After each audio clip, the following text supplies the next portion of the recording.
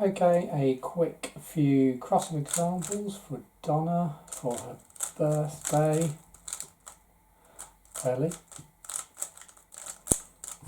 So let's just check the scramble's correct. It's looking good. So what have we got going on here? So this is going to be quite easy. We've obviously got the one piece joined up to the cross already, and when we solve the blue piece, the obvious way to do it will be turning this layer and then putting it down. So it would be a right turn, front turn. Now, having done that, we can easily do a cross alignment. Sometimes you do it after doing the cross, sometimes you do it during the cross. We're going to do it during the cross here. So we're going to line up the green and blue edges, as so, followed by the red being solved. Simple solution for the orange.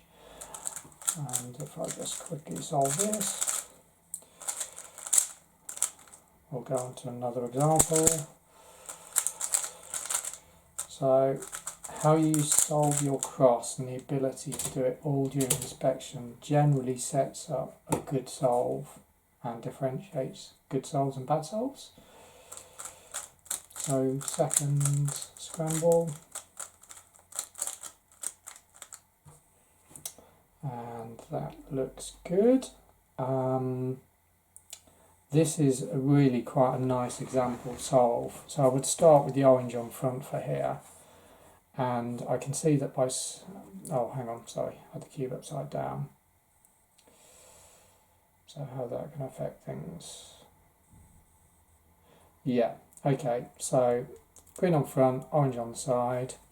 I can solve the red and blue with two moves obviously, and what that's going to do is it's going to set up the green and orange in a way that I can solve those relatively easily. So the red and blue solution would be like so. Now I would probably push the down layer around like that so that green's in the correct relative position. Now I use this approach quite a lot in my crosses, which is rather than just solving the green and then the orange is in a weird position, I'd actually go the wrong way to start, put the orange into its place, then turn the green and then align the cross.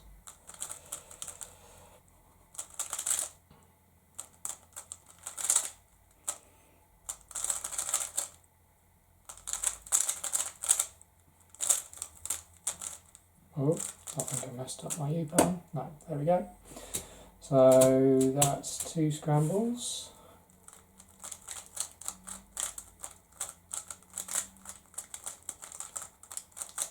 Okay, so let's put white on the bottom so that we know where we stand. Yellow catches my eye, but let's stick with the white cross. Now this is pretty awesome as crosses go. So we can see that the blue-white piece is connected to the blue centre, so that's just one move away. We can also see that the orange one is connected to its centre, so that's also one away. So almost certainly the cross solution is going to include that turn and that turn. Now we don't want the red there, so I wouldn't have done that. What I would have actually done was I would have moved the red round, knowing that when I solve the blue, it's going to knock the red up into a position where it's easy to solve. I would be using a B turn or B prime turn to solve that red and white piece in a second. I only use B moves within a cross, never during the rest of a solve. Prior to doing that, you're also going to want this green and white edge out of the way, so I'm going to move that round. Now everything is set up and primed after doing that to execute the cross. So what actually happened for the cross was there was a down turn to put the red into the right place, there was an up prime to put the green into its right place, and now it's dead easy. This is going to be pretty much regripless. It will be right prime, B prime, F prime, L2, and now we're off into the solve.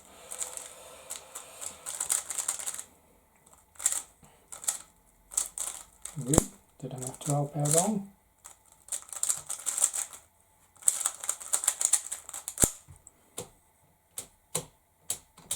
So that was 3 cross solutions.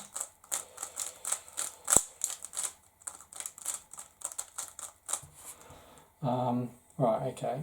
So what immediately jumps out is I've got two cross edges, but they're solved in their opposite positions.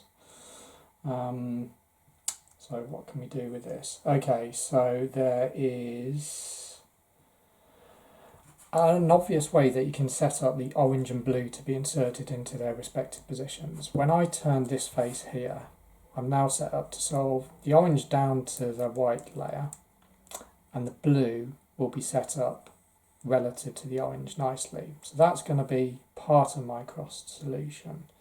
What I often do sometimes, in the absence of anything more intelligent, but this one actually I'm going to go with it. I'm going to leave this where it is. Sometimes I would actually turn it up so it's on the top layer and it's going to be unaffected by what I'm doing with these pieces. In this instance, it's actually in the perfect position, because if I move the green and white around so that when I solve the orange into this position, the red's going to be connected to its centre. So having done that, we're going to do the orange and the blue, down turns to get the centres lined up, green, orange, blue, etc. Solve the red, and now we're into our F12.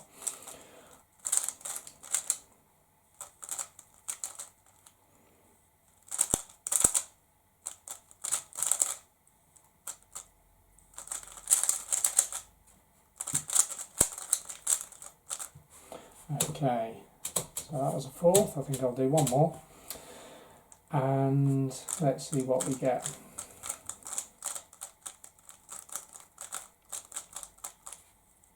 Okay, so we have the blue edge, blue white connected to the white centre. That's pretty good. So I'm kind of trying not to do any more than I would do during a typical inspection. So a solution that I would probably do, sometimes I use U-turns rather than Ds. And in this instance I will be doing that. It's going to keep the white and blue piece at the back, but the red and white I can bring around to its relative position like so, where it can then be solved.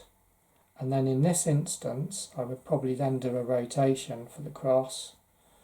I'm going to be solving the green and white, but halfway through solving it I'm going to align the orange and white so that I can finish the green and white, solve the orange and white, do my D2 and off into the F12.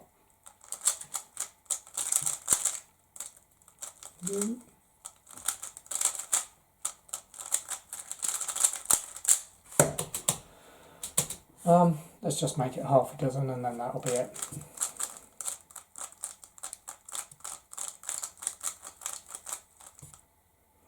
Right, so this is really quite nice.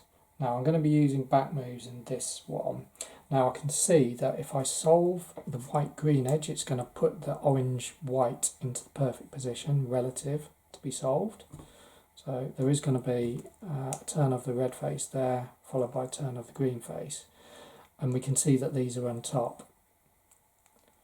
So the actual solution I would do, where I'm doing an R prime followed by a B prime. I like that particular set of finger tricks because from a neutral grip you can do the right prime and then you can turn the B prime with your ring finger, and then you can go back into right if you need to, and then you're back in your neutral grip. So I'm going to be doing that. So we're going to be solving green and white and orange and white at the back, and then we will be doing a D, which will put them into their correct positions, green and white and orange and white, followed by solving red,